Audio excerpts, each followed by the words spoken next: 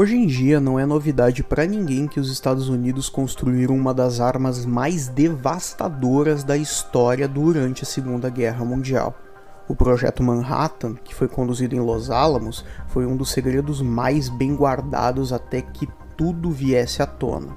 Porém, esse não foi o único projeto ultra secreto dos Estados Unidos durante a Segunda Guerra Mundial. Na verdade, havia um outro que recebia recursos que rivalizavam com os destinados para o desenvolvimento da bomba atômica. Essa iniciativa estava determinada a criar armas biológicas capazes de mudar o rumo de um conflito armado. O interesse norte-americano pelo tema surgiu por conta de informações que países do eixo, em especial a Alemanha e o Japão, tinham desenvolvido conhecimentos avançados nessa área. Contudo, após o fim da guerra, o propósito desse projeto foi deixando de existir, mas logo em seguida, com o mundo entrando na paranoia da Guerra Fria, a iniciativa tomou um novo fôlego e logo teria um novo objetivo: pesquisar e desenvolver substâncias que pudessem controlar a mente de outras pessoas.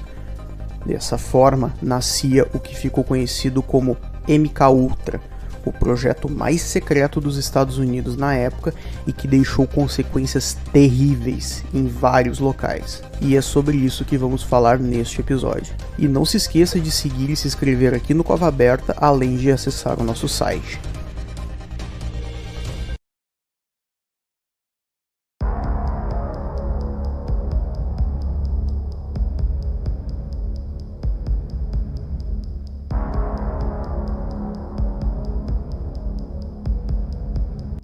Grande parte das informações desse episódio foram tiradas do livro O Senhor dos Venenos, do autor Stephen Kinzer. Inclusive, eu recomendo muito a leitura, porque esse livro é maravilhoso, tá?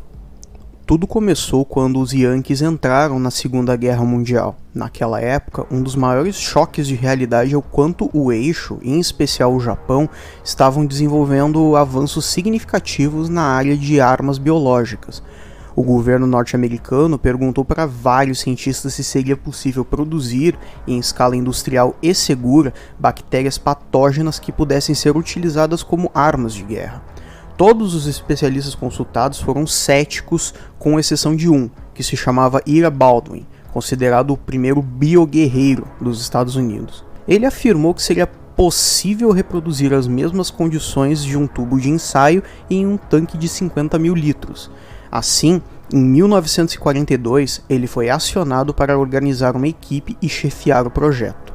Assim, foi criado um grande complexo de pesquisa em Maryland chamado Camp Detrick, que contava com uma infraestrutura impressionante e um grande número de patologistas das mais renomadas universidades dos Estados Unidos. Posteriormente, o Baldwin afirmou que nunca pensou muito a respeito da moralidade do que se fazia no local, porque todos os esforços estavam centrados na guerra. E por falar em países do eixo, a Alemanha também produziu um conhecimento vasto envolvendo armas biológicas. O principal chefe dessas pesquisas foi o Dr. Kurt Blohm, que rapidamente foi capturado ao fim da guerra.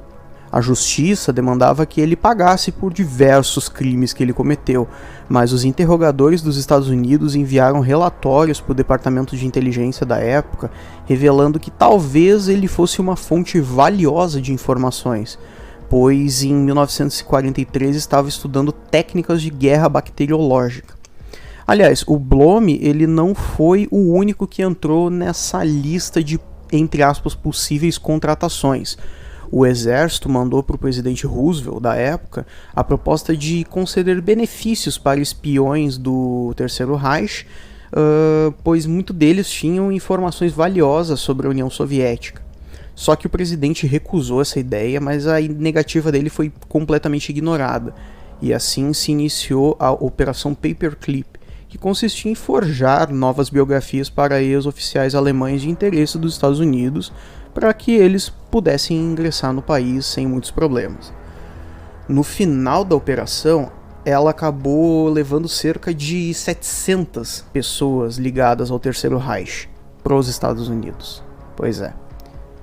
E ao menos 3 cientistas foram para Detrick Camp e deram palestras sobre o uso de gás sarin como arma de guerra.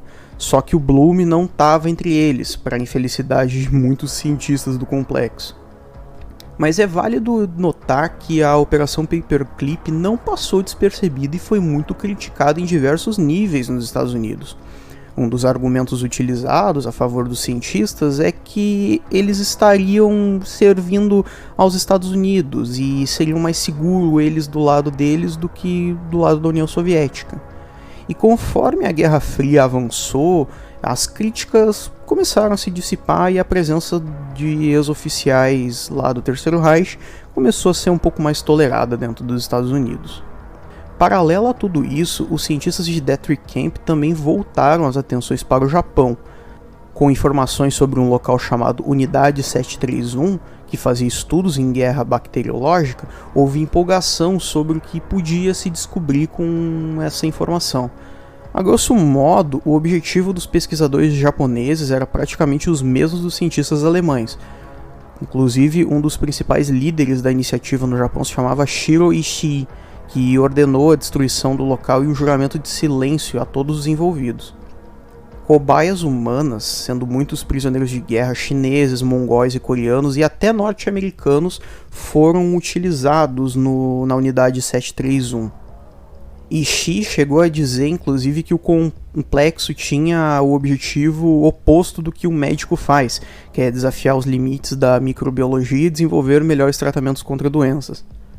E vale destacar que a descrição do que se fazia lá é no mínimo escatológico, né? Um dos cientistas de Deathwick Camp encontrou o Ishii já em 1946 na casa da filha dele, e ele fez diversos pedidos para que ele compartilhasse as descobertas técnicas desenvolvidas na unidade.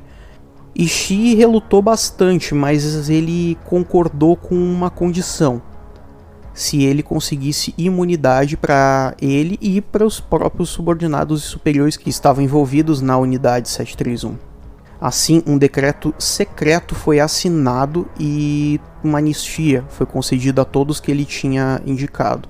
Mas só que o Ishii não foi mandado para os Estados Unidos, então ele foi fornecido a um complexo asiático. E o Ishii foi bem generoso na parte do acordo dele, porque ele forneceu muitos documentos, muitos relatórios e muitos resultados de pesquisas que ele desenvolveu, inclusive dose letal de diversas substâncias e tal, que engrossou bastante o conhecimento dos cientistas norte-americanos. Já em 49, os poucos cientistas de Deathwick Camp que ainda trabalhavam lá no complexo receberam uma nova missão: o estudo de drogas e técnicas que pudessem controlar a mente das pessoas. A principal faísca para ter esse tipo de pesquisa foi por conta de um cardeal lá da Hungria, que ele tinha feito uma declaração pública confessando diversos crimes extravagantes. Então, os agentes da recém-criada CIA analisaram esse comportamento dele durante o julgamento e concluíram que ele parecia coagido, confuso, ele não parecia ele mesmo, sabe? Então eles chegaram a uma conclusão que para a época era bem óbvia, que a União Soviética tinha desenvolvido alguma forma de controle mental. E agora a gente vai precisar voltar um pouquinho no tempo para que algumas informações que vão vir agora possam ficar mais claras, beleza? Em 1943, o Dr. Albert Hofmann, do laboratório de Sandoz, descobriu meio que por um acaso os efeitos psicoativos de uma enzima chamada ergot. Após usar em si mesmo a substância, e posteriormente até mesmo em colegas de laboratório, ele descreveu os diversos efeitos da substância que ele passou a chamar de LSD-25. No final de 49, as notícias da descoberta dele chegaram até Washington, e o diretor técnico do Laboratório de Química e Radiologia de Edgewood Arsenal elaborou uma proposta bastante ousada. Ele propôs o conceito da psicoguerra, que seria uma abordagem militar que usaria drogas para neutralizar a população inimiga sem necessariamente ter uma necessidade de baixas. A proposta, inclusive, chegou a ser aceita pelo presidente Truman da época e autorizou que os estudos começassem. Dessa forma, foi feito um acordo informal entre os cientistas de Deathwick Camp e os agentes da CIA, que drogas psicoativas acabaram sendo desenvolvidas pelos pesquisadores que davam para os agentes para eles testarem interrogados para ver se eles soltavam mais a língua. Esse projeto, inclusive, ficou conhecido como MK Naomi. Pois é, não é exatamente MK Ultra, mas a gente vai chegar lá. Um dos casos mais controversos, inclusive, desse período foi em 1950, quando alguns cientistas precisavam determinar se cidades eram suscetíveis a uma guerra biológica. Assim, eles organizaram uma operação em São Francisco, na qual liberaram no ar uma bactéria inofensiva, entre aspas, mas facilmente rastreável. Porém, esse germe acabou causando a internação de 11 pessoas, e uma delas acabou vindo a falecer. E o caso não passou despercebido pelos médicos, que chegaram a escrever um artigo sobre o caso de pessoas com manchas vermelhas na urina. Por mais que tenha sido bastante controverso, do ponto de vista técnico da operação, os resultados foram considerados bem-sucedidos para provar que cidades sim são vulneráveis à guerra biológica e que a bactéria não foi identificada. E também mais ou menos nessa época a Alemanha criou o Camp King, que era nada mais do que um posto avançado da CIA para fazer o uso de substâncias psicoativas para, enfim, ver se existia um tipo de soro da verdade, digamos. Em dado momento, inclusive, aquele cara que a gente tinha falado antes, o Kurt Bloom, foi chamado para trabalhar no local, e nesse contexto que surgiu o Bluebird, que foi um programa secreto da CIA para desenvolver essas técnicas.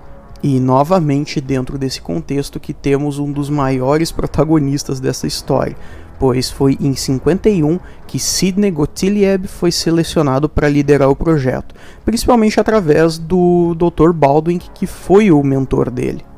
E como se não bastasse, ainda nos anos 50 surgiu uma paranoia pública nos Estados Unidos com a possibilidade de comunistas chineses e soviéticos terem desenvolvido técnicas de lavagem cerebral por conta do cardeal húngaro, que a gente falou antes. Inclusive isso era tão assustador para o povo quanto a própria ideia de guerra nuclear. Assim, o projeto foi oficialmente renomeado para o nome que ficou mais conhecido, MK Ultra. O objetivo era claro: desenvolver formas eficientes de controlar a mente das pessoas, especialmente os, entre aspas, inimigos da liberdade. Todo o projeto se justificava na ideia de que os comunistas já tinham alguma forma de controle mental, como já dito. Na prática, o MK Ultra foi o projeto mais secreto dos Estados Unidos na época, sendo que apenas um pequeno grupo muito seleto sabia da existência. E tudo foi liderado por Sidney Gottlieb.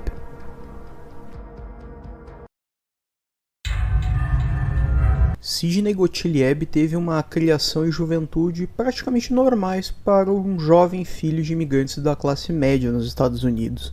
Ele nasceu em 1918 em uma família judia que era oriunda da Europa. Ele enfrentou alguns problemas de deformidade nos pés, o que impediu ele de caminhar até os 12 anos.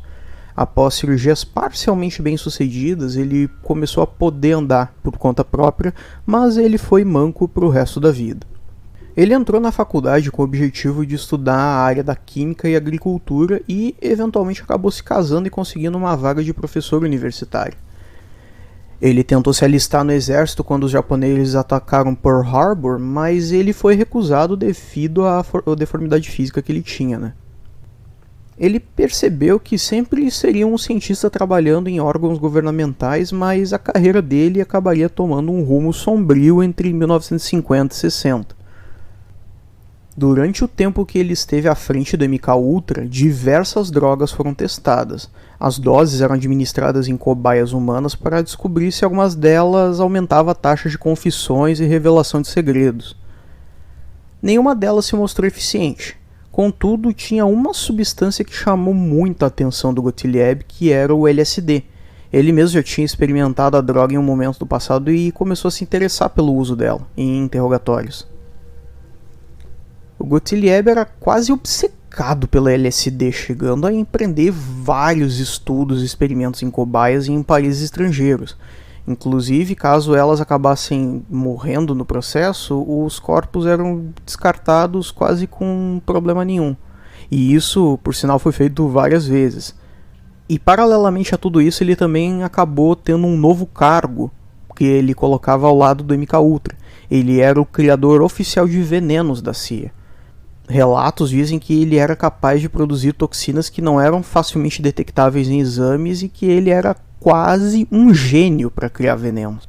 Vários centros de testes foram montados em pontos estratégicos de cidades dos Estados Unidos também, além do estrangeiro. Um dos maiores foi em Greenwich Village, em Nova York, onde muitas pessoas desavisadas eram drogadas com a substância. Quem foi contratado para a tarefa foi um cara chamado George Hunter White, que foi um veterano do departamento de narcóticos que sabia muito bem como é que se virava no submundo. Ele usava de diversas histórias falsas, atraía pessoas e acabava drogando elas com LSD, principalmente despejando na bebida delas, e logo em seguida ele conduzia interrogatórios. O esquema era tão bem arquitetado que havia até um acordo entre a CIA e hospitais de Nova York para abafar informações caso alguma internação ocorresse. E de forma até irônica, em 1952, um dos principais laboratórios para experimentar os efeitos do LSD em cobaias foi um centro de tratamento para dependentes químicos. A maioria dos internos eram negros de regiões pobres. Em altas doses da substância foi colocada em muitos deles. Inclusive, grande parte acabou tendo sequelas permanentes por conta disso. Inclusive, um dos experimentos mais terríveis do MK-Ultra foi conduzido pelo Harry Isbell, que era o responsável por esse laboratório. Um total de 7 internos foram isolados e diariamente foram administradas doses cavalares de LSD durante 77 dias. Uma das cobaias desse experimento tinha só 19 anos na época e relata que foi convencido a participar da esperança de que ele pudesse receber doses de heroína como recompensa. Pois é. Em determinada parte do MK-Ultra, o alergista Harold Eberson ingressou com o objetivo de estudar o LSD em diferentes frentes, sendo que o Gottlieb até mesmo forneceu recursos para a pesquisa dele. Um dos principais interesses era sobre o efeito da droga em crianças, e assim um experimento com crianças com diagnóstico de esquizofrenia foi conduzido nessa linha e elas receberam doses da droga diariamente durante semanas. Mas também não era só de substâncias diferentonas que o MK-Ultra sobrevivia.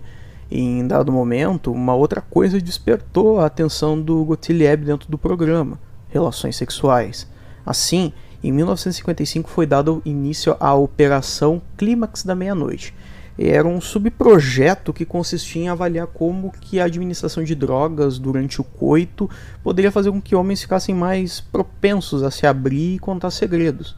Assim, o White, aquele cara lá de Nova York, foi escalado para fazer isso. Então ele organizou e montou um bordel em São Francisco e ele tinha praticamente total liberdade para agir como bem queria para conduzir esses experimentos.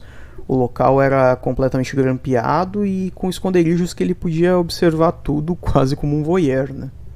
Muitas prostitutas foram recrutadas para essa parte do projeto e ao final do serviço elas eram orientadas para ficar algumas horas conversando com os clientes já previamente drogados, né? Isso acabava causando uma boa massagem no ego de todos e eles acabavam conversando por bastante tempo, principalmente sobre as vidas pessoais e profissionais dele. E vale destacar que o White estava de olho em tudo, né? Quase 10 anos depois, em 1962 e 1963, os psicólogos da CIA que acompanhavam o MK-Ultra se deram conta de uma coisa: lavagem cerebral era uma coisa que não existia. Ou pelo menos não existia da forma que os pesquisadores imaginavam que fosse possível, como através do uso de drogas ou um soro da verdade, digamos assim. As conclusões que eles tiraram é que era possível fazer algo parecido através de métodos como isolamento do indivíduo, privação de sono, estímulos constantes a estresses interrogatórios, mas não tinha como fazer isso com o uso de LSD ou qualquer outra substância. E o Gottlieb também se deu conta disso mais ou menos nessa mesma época, e em quase 10 anos de serviço. Ele inclusive começou a pensar que o MK-Ultra não produziu nada do que ele gostaria de que tivesse sido produzido, que seria o soro da verdade ou algo assim. Inclusive até mesmo o LSD, que era o queridinho de todos, acabou sendo arquivado como todas as outras substâncias que foram testadas antes. Só que essa história toda não saiu sem consequência, pois a substância acabou sendo introduzida na cultura norte-americana e teve um grande papel na contracultura anos depois. Ao contrário do que se imagina, naquele tempo o LSD não era uma droga comum entre usuários assim, civis, e o uso era restrito só às pesquisas do MKUltra. Foi o programa que acabou apresentando para o público como um efeito colateral. E tudo começou entre círculos intelectuais de professores universitários, depois acabou chegando nos estudantes e fatalmente acabou sendo uma droga de uso mais comum, né? Paralelamente a isso, as experiências lá em Nova York de drogar pessoas sem que elas soubessem acabou também chamando atenção para o LSD, o que contribuiu muito para a popularização ao longo do tempo. Em outras palavras, um dos maiores legados do MKUltra foi a apresentação de uma droga alucinógena para o mundo inteiro, né?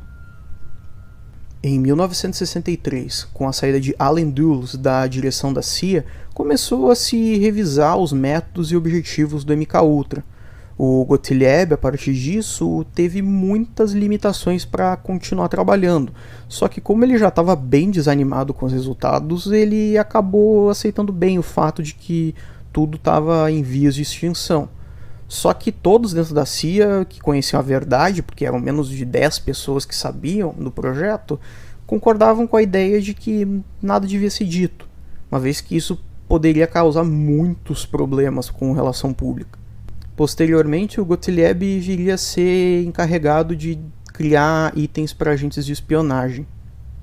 Mas isso não significa que o MKUltra ficou sem conhecimento do público, porque ele veio sim para conhecimento do público, e tudo aconteceu na esteira de acontecimentos que se seguiram por conta do escândalo do Watergate na década de 70. Começaram a se fazer diversas investigações em torno do que a CIA estava fazendo em anos anteriores e começaram a surgir as primeiras informações do que foi o MKUltra. Na época que tudo isso aconteceu, o Gottlieb já estava até aposentado e viajando o mundo com a esposa numa espécie de aposentadoria sabática, digamos assim. Ele estava inclusive na Índia na época, mas ele foi forçado a voltar para os Estados Unidos para depor. Ele recebeu muitas indicações de advogados experientes, né, para como conduzir o caso. Ele acabou pedindo uma imunidade e o depoimento dele foi dado sob pseudônimo, mas de alguma forma o nome dele acabou saindo na mídia. Ele, no final das contas, não teve muitos problemas, mas na mídia o nome dele nunca foi esquecido. E é bom que ninguém esqueça também.